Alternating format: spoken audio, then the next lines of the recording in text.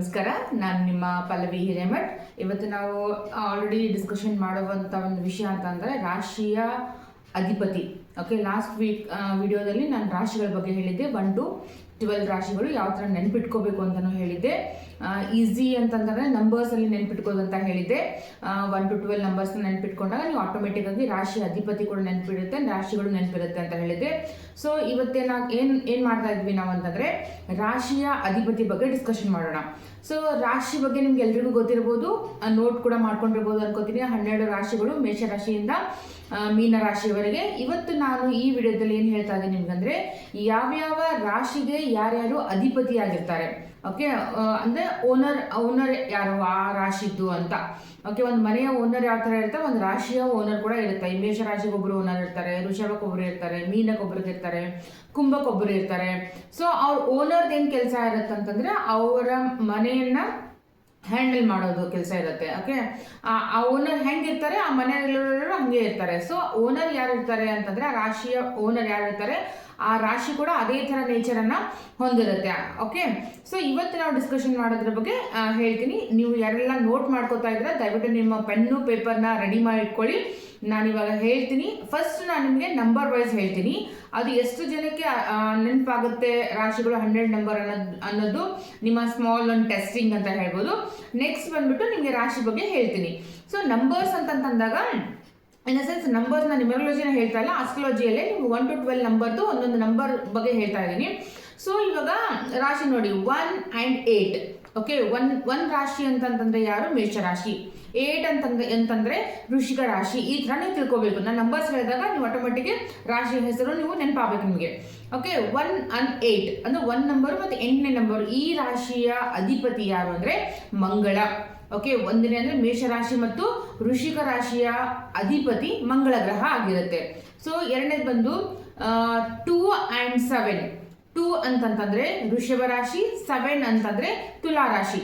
ವೃಷಭ ರಾಶಿ ಮತ್ತು ತುಲಾ ರಾಶಿಯ ಅಧಿಪತಿ ಯಾರಾಗಿರ್ತಾರೆ ಅಂತಂದ್ರೆ ಶುಕ್ರ ಆಗಿರ್ತಾನೆ.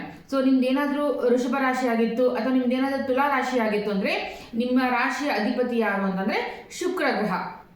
ಓಕೆ, ಆಮೇಲೆ 3 and 6 ಮಿಥುನ ಮತ್ತು ಕನ್ಯಾ ರಾಶಿ ಮತ್ತೆ ಮಿಥುನ ರಾಶಿ. ಇವೆರಡೂ ರಾಶಿಯ ಅಧಿಪತಿ ಬುಧ ಆಗಿರ್ತಾನೆ. ಓಕೆ, ಯಾರ್ದೆಲ್ಲ ಕನ್ಯಾ ರಾಶಿ ಆಗಿದೆ, ಯಾರ್ದೆಲ್ಲ ತುಲಾ ರಾಶಿ ಆಗಿದೆ, ನಿಮ್ಮ ರಾಶಿಯ ಅಧಿಪತಿ ಬಂದ್ಬಿಟ್ಟು ಬುಧ.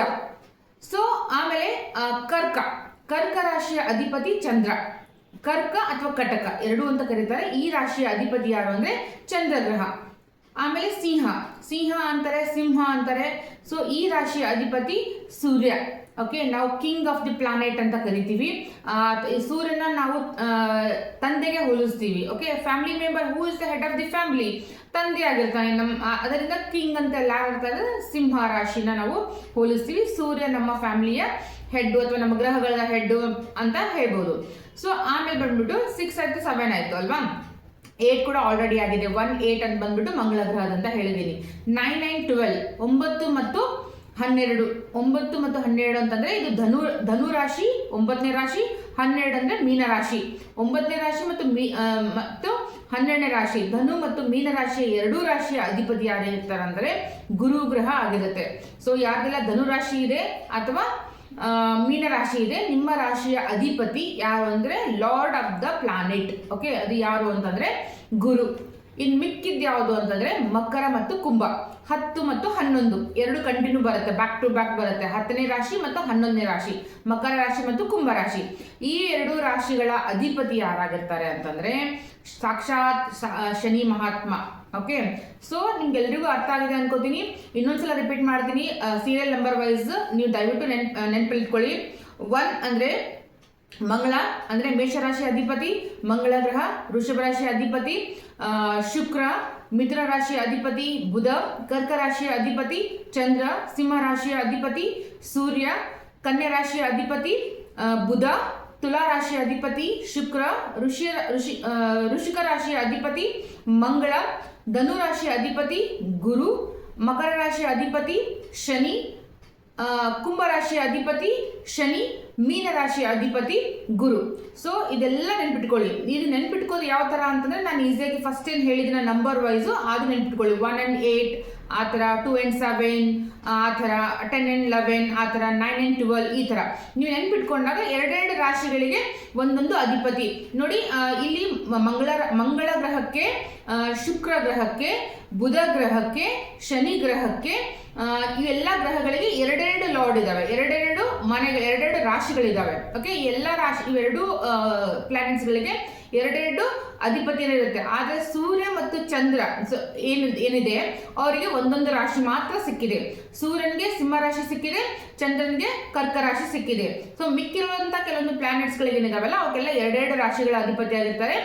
ಆದರೆ ರಾಹು ಮತ್ತು ಕೇತುಗಳಿಗೆ ಯಾವುದೇ ರೀತಿಯ ರಾಶಿಗಳು ಇಲ್ಲ ಅನ್ನೋ ಆಲ್ರೆಡಿ ನಾನು ಲಾಸ್ಟ್ ವಿಡಿಯೋದಲ್ಲಿ ಏನು ಹೇಳಿದ್ದೀನಿ.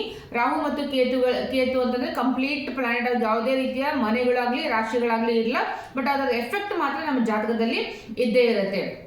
ಹೋಪ್ ಈ ವಿಡಿಯೋದಲ್ಲಿ ನಿಮಗೆ ರಾಶಿ ಮತ್ತು ರಾಶಿಯ ಅಧಿಪತಿ ಯಾರು ಅನ್ನೋದು ಕ್ಲಿಯರ್ ಆಗಿದೆ ಅಂತ ಅನ್ಕೋತೀನಿ. ಇದು ತುಂಬಾ ಅಂದ್ರೆ ತುಂಬಾ ಇಂಪಾರ್ಟೆಂಟು. ನೀವು ಜ್ಯೋತಿಷ್ಯ ಕಲಿಬೇಕು ಅಥವಾ ಅಸ್ಟ್ರಾಲಜಿನ ಕಲಿಬೇಕು ಅಂತಂದಾಗ ನೆಕ್ಸ್ಟ್ ವಿಡಿಯೋದಲ್ಲಿ ನಾನು ನಿಮಗೆ ಏನು ಹೇಳ್ಕೊಡ್ತೀನಿ ಅಂತಂದ್ರೆ, ಇದರಲ್ಲಿ ಮಿತ್ರ ಗ್ರಹಗಳು ಅಥವಾ ಶತ್ರು ಗ್ರಹಗಳು, ಇದರಲ್ಲಿ ಯಾರ್ಯಾರು ಫ್ರೆಂಡ್ಸ್ ಇದ್ದಾರೆ, ಯಾರ್ಯಾರು ಎನಿಮಿ ಇದ್ದಾರೆ, ಮತ್ತು ಮೇಲ್ ಪ್ಲಾನೆಟ್ಸ್ ಮತ್ತು ಫೀಮೇಲ್ ಪ್ಲಾನೆಟ್ಸ್ ಬಗ್ಗೆ ಹೇಳ್ಕೊಡ್ತೀನಿ. ಓಕೆ, ಈ ಒಂದು 9 ಗ್ರಹಗಳಲ್ಲಿ ಏನಿದೆ ಅಂತಂದ್ರೆ ಕೆಲವೊಂದು ಪುರುಷ ಗ್ರಹಗಳು ಅಂತ ಹೇಳ್ತೀವಿ, ಕೆಲವೊಂದು ಮಹಿಳೆ ಗ್ರಹಗಳು ಅಥವಾ ಫೀಮೇಲ್ ಸ್ತ್ರೀ ಗ್ರಹಗಳು ಅಂತ ಕರಿತೀವಿ. ನೆಕ್ಸ್ಟ್ ವಿಡಿಯೋದಲ್ಲಿ ಅವೆರಡು ಹೇಳ್ಕೊಡ್ತೀನಿ. ಮತ್ತೆ ಏನ್ ಹೇಳ್ಕೊಡ್ತೀನಿ ಅಂದ್ರೆ ಮಿತ್ರ ಅಂದ್ರೆ ಯಾವ್ಯಾವ ರಾಶಿಗಳಿಗೆ ಬರುತ್ತೆ, ಯಾರ್ಯಾರ ಫ್ರೆಂಡ್ಸ್, ಯಾರ್ಯಾರ ಎನಿಮಿ ಅನ್ನೋದ್ರ ಬಗ್ಗೆ ಹೇಳ್ಕೊಡ್ತೀನಿ. ಸೊ ಹೋಪ್ ಈ ವಿಡಿಯೋದಲ್ಲಿ ನಿಮಗೆ ರಾಶಿಗಳ ಬಗ್ಗೆ ಕ್ಲಿಯರ್ ಆಗಿದೆ ಅಂತ ಅನ್ಕೋತಾ ಇದ್ದೀನಿ. ನನ್ನ ವಿಡಿಯೋಗಳನ್ನ ನೀವು ಸಬ್ಸ್ಕ್ರೈಬ್ ಮಾಡ್ಕೊಳ್ಳಿ, ಲೈಕ್ ಮಾಡಿ, ಶೇರ್ ಮಾಡಿ, ಆದಷ್ಟು ನಿಮ್ಮ ಫ್ರೆಂಡ್ಸ್ ಜೊತೆಗೆ ನೀವು ಶೇರ್ ಮಾಡ್ಕೊಳ್ಳಿ. ಯಾಕಂದ್ರೆ ಅವರು ಕೂಡ ಈಸಿಯಾಗಿ ಮನೆಯಲ್ಲೇ ಕುತ್ಕೊಂಡು ಅವರ ಜಾತಕವನ್ನ ಕಲೀಲಿಕ್ಕೆ, ನೋಡ್ಲಿಕ್ಕೆ ಹೆಲ್ಪ್ ಆಗುತ್ತೆ. ನಿಮ್ಗೆಲ್ರಿಗೂ ಒಂದು ಹೊಸ ನಾಲೆಜ್ ಸಿಗುತ್ತೆ. ಯಾರೆಲ್ಲ ಇಂಟ್ರೆಸ್ಟ್ ಆಗಿದ್ದಾರೆ ಎಲ್ರಿಗೂ ಈ ವಿಡಿಯೋನ ಶೇರ್ ಮಾಡಿ, ನನ್ನ ವಿಡಿಯೋನ ಸಬ್ಸ್ಕ್ರೈಬ್ ಮಾಡ್ಕೊಳ್ಳಿ. ಮತ್ತೆ ಸಿಗೋಣ ಮುಂದಿನ ವಿಡಿಯೋದಲ್ಲಿ. ನಮಸ್ಕಾರ.